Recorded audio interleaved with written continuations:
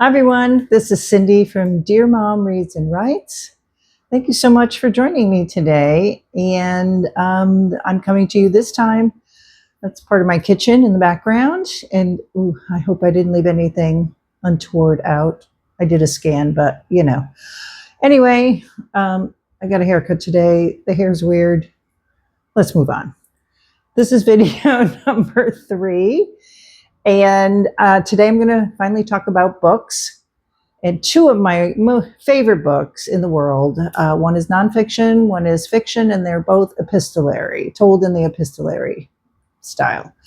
So without further ado, I'm just going to jump right in and start with the first book that changed my life. And that sounds so dramatic, but 84 Charing Cross Road, so this is by Helene Hanff, really just set me on this path of loving letters and the epistolary style of writing. I like other genres as well, but I fell in love with this book, which actually was published in 1970. I didn't read it in 1970. In 1970, I was 10. So I wasn't reading, who knows what I was reading. But I wasn't reading this. I stumbled onto this by seeing the movie first. And the movie, checking notes, movie came out in 1987 and starring Anne Bancroft and Anthony Hopkins and produced by Mel Brooks, believe it or not, who was married to Anne Bancroft. So I saw the movie first and then just absolutely adored it, and then found the book, and from there it's been a love affair ever since. I read this book periodically. I don't want to say every year, but periodically. I just read it with a friend, my dear friend in Connecticut. We did a little sort of book club over the winter, and she had not read this yet, and so she fell in love with it as well.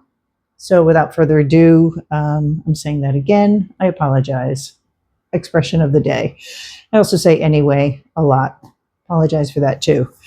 So 84 Charing Cross Road is a story, a nonfiction book by Helene Hanff, who was a scriptwriter in New York City. It begins post-war America and London.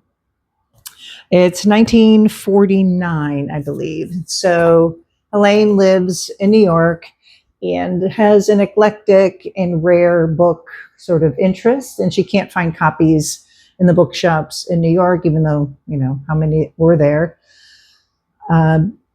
unless they're very expensive. So she writes a letter to this bookshop. She sees an ad in the paper. I can't remember if it's the New York Times. Anyway, she sees an ad about a company or a bookshop called Marks & Co. in London that specializes and used in rare or antiquarian books. So she writes them a letter, which starts this whole journey. So I'm going to read it to you now. It's very short. So here we go. This is dated October 6, 1949. She lived on East 95th Street in New York City, to Marks & Co. Gentlemen, your ad in the Saturday Review of Literature says that you specialize in out-of-print books.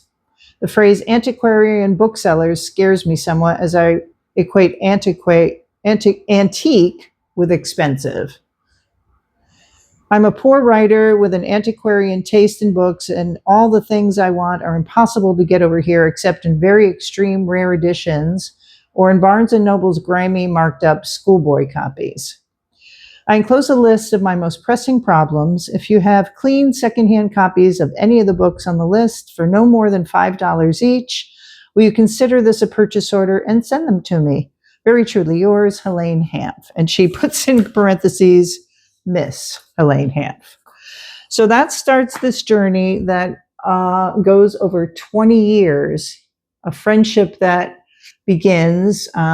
Someone responds to her from the bookshop and sends her a few of the books, not all of them.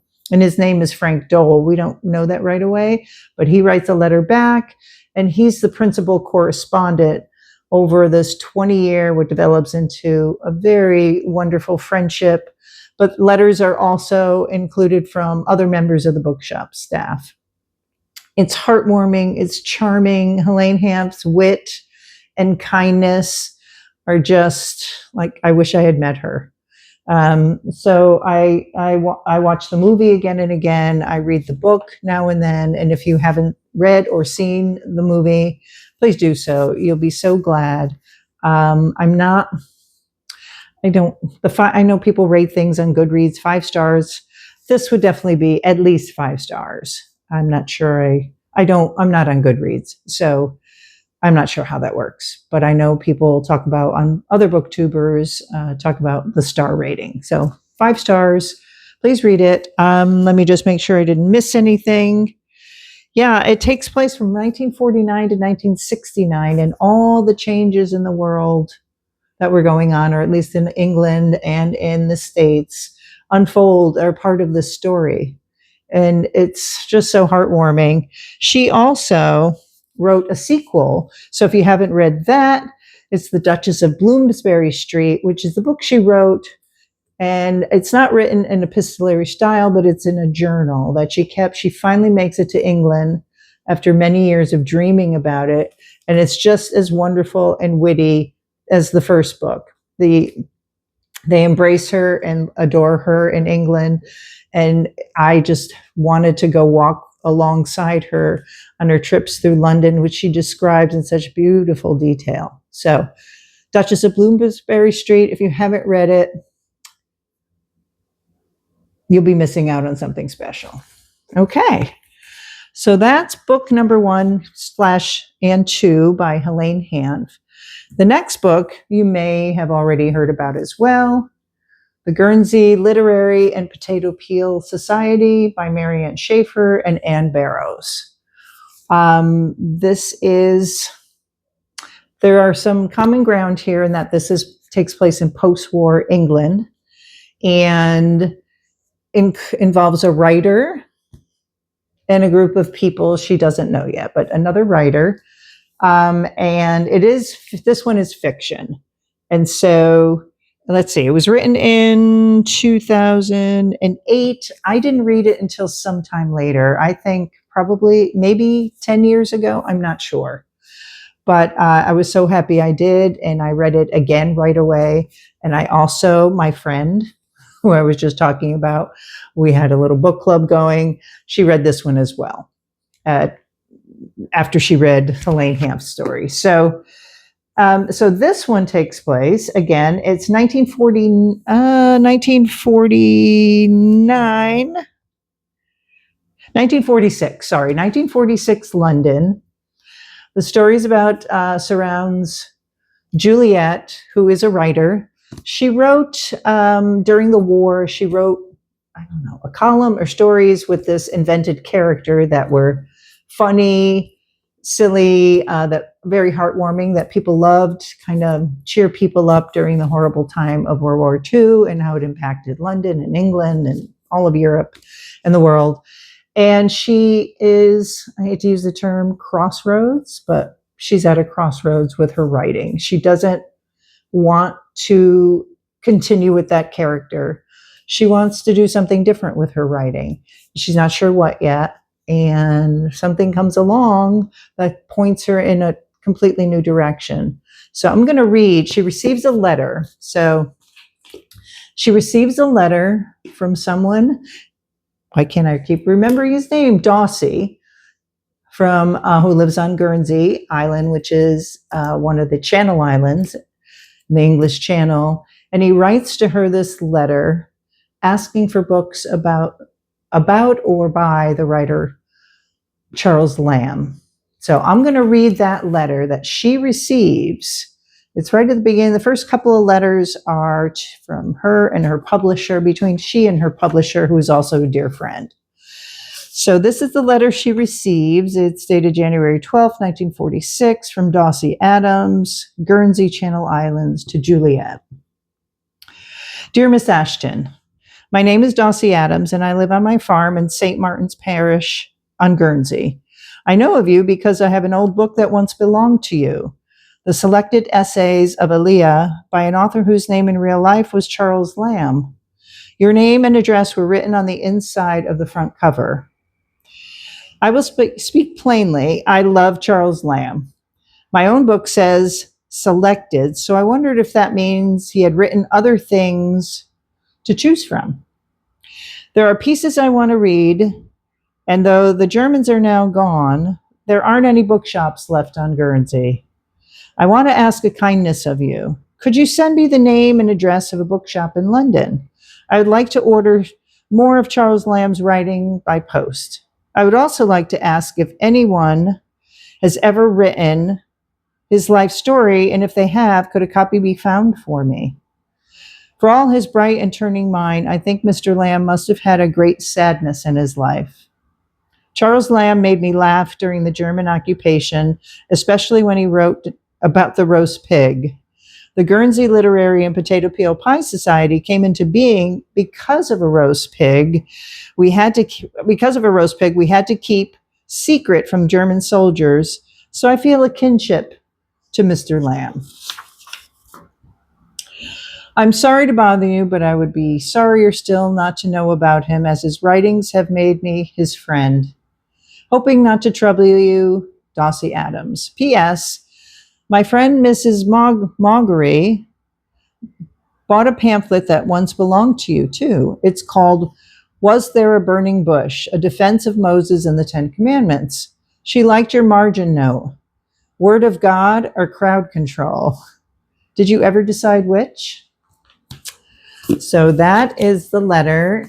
Juliet receives this letter and is charmed and astonished at and just what on earth, the literary, the Guernsey Literary and Potato Peel Pie Society. Anyway, she goes on to find a book for him, but writes him back. She wants to give it as a gift, writes him back, and as payment, he must provide answers to the pig story, and the name of their literary society. How did it come about? She's just so fascinated by this mystery. And so begins this literary journey, Juliet finding out more about this group of people. She's so intrigued that she decides to, against her publisher wants her to go on the road to promote her last book, which was about this fictional character she made up. But she wants to take some time. She's just dying to go to this literary society on Guernsey, find out about them, and write about them. I think for the London Times, I'm not sure. But so she does. She heads out to Guernsey, meets Dossie, and meets everyone in the society and falls in love with each and every one of them. Not initially, but they don't warm to her right away because they don't want to be written about. They're very, they don't want their story in the newspaper. So she, she apologizes, she goes back, she loves being on the island, so she decides to stay a few more days. And as she gets to know them, there is this mystery that unfolds that I guess as a journalist, she tries to solve. She can't help, and nobody wants to talk about it. But she wants to help in some way. I think, well, who knows for real, but I think it's coming from a heartfelt place. She wants to help in some way, but it seems like it's bringing up some very deep wounds, but she can't let it go. So that's how the story is set up. She goes to the island, and then the letters in this book are from the different characters, the different people who inhabit the island, who are part of this literary group, and they are so charming and quirky and human. And yeah, I fell in love with them all as well and wish they were real. It's a wonderful, in dark times especially, what a wonderful read. And I started reading both of these books while I was preparing to do this video and thought, I think I'm going to read them again, but maybe. I don't know if I will. But also 5 stars at least for this book. It's just charming and there's a romantic piece to it, but it's not. The romance is between all of them and how much they love and care for each other. So, and then the movie came out, movie came out in 2018. It's been on, I don't know, Netflix. It's been on a lot of streaming, so you may have stumbled across it, or you read the book already and watched it as well. But I loved it too. I thought they did a wonderful job with this story. And what I wish was that there was a sequel to it. But as far as I know, there is not. But anyway, those are my two books for this week. I adore them both. I can't recommend them more highly, particularly if you're a fan of epistolary fiction and nonfiction. So I look forward to your comments. If you've read it, please let me know. I'd love to hear from you, what you thought about it. I mean, I want to go to, after I read the Potato Peel Pie Society book, I wanted to go to Guernsey. I still want to go to Guernsey and kind of follow some of the story. I think it's based on history. These individuals are fictional, but the German occupation was real. And so, yeah, I would love to go to Guernsey one day. I hope I will. Anyway, thank you so much for joining me today. I look forward to your comments. And if you're so inclined, please hit subscribe so you can get up-to-date information about what's going on. I see probably a video a week. I think I already talked about that because I work full-time. I don't want, this is a joy, and doing it more would maybe be not as joyful or it would be more stressful. So anyway, thanks again. I hope to see you soon. Bye now.